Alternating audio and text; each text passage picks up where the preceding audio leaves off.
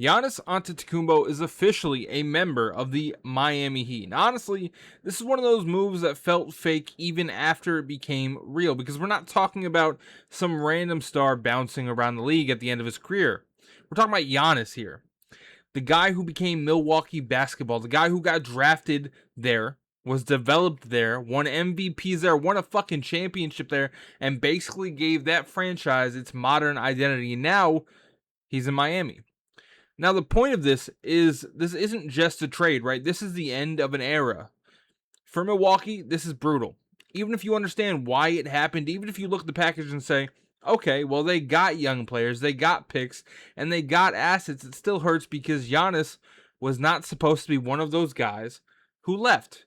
He always felt like the exception. In today's NBA, we're used to stars moving. We're used to guys requesting trades, teaming up, forcing the front offices to scramble, and then turning the league into one big group project. But Giannis always felt different because he stayed, and he won there, and he built something real in Milwaukee. That's what makes this weird. It's not just, oh, Giannis got traded. It's wait, Giannis has actually left Milwaukee? And for Miami, this is exactly what they've been chasing for years. The Heat are always in these rumors. Every offseason, Miami is somehow connected to every star player alive, whether that's Damian Lillard, Kevin Durant, or Donovan Mitchell. Every big name eventually gets linked to Miami at some point. And half the time, nothing actually ever happens. But this time, Pat Riley actually got the guy. And not just any guy, he got one of the most physically dominant players in NBA history. Now you get to pair Bam Adebayo with Giannis, and that alone is ridiculously defensive. Think about it. Two switchable, physical, athletic big guys who can cover ground, protect the paint, play with force, and make every possession annoying. That to me sounds like a real nightmare to play against. Now the real question is offense, because Giannis is at his best with space, shooters, and pace. Miami has to make sure that this doesn't turn into a cramped half-court wrestling match where everyone is standing around waiting for Giannis to bulldoze 4 defenders. But with that said, if Eric Spoelstra can't figure it out, who can? That's the scary part. Miami now has a superstar that they've been missing.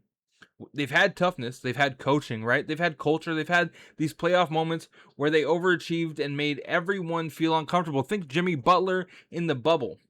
But they didn't have that overwhelming talent advantage. And now they do. And for Giannis, this is fascinating because it changes the pressure on him too. In Milwaukee, everything was familiar. Same city, same legacy, same expectations. In Miami, the conversation shifts a little bit. Now it's, well, can you win somewhere else? Because, honestly, fair or not, that is how people talk about all-time great players.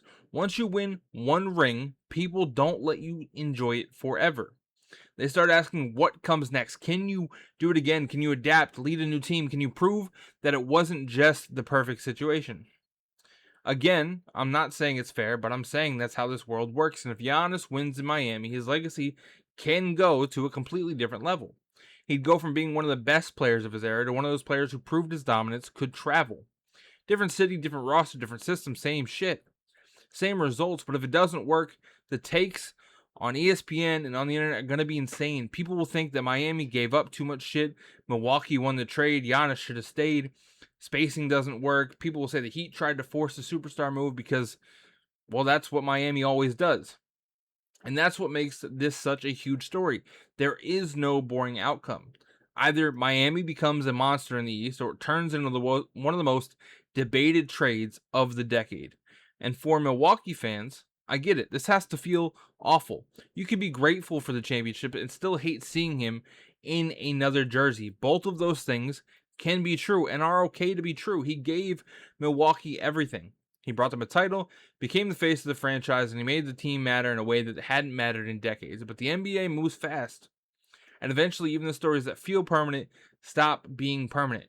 Now, Giannis is in Miami. The Heat finally got their superstar. The Bucks are starting over. And the Eastern Conference just got a lot more uncomfortable.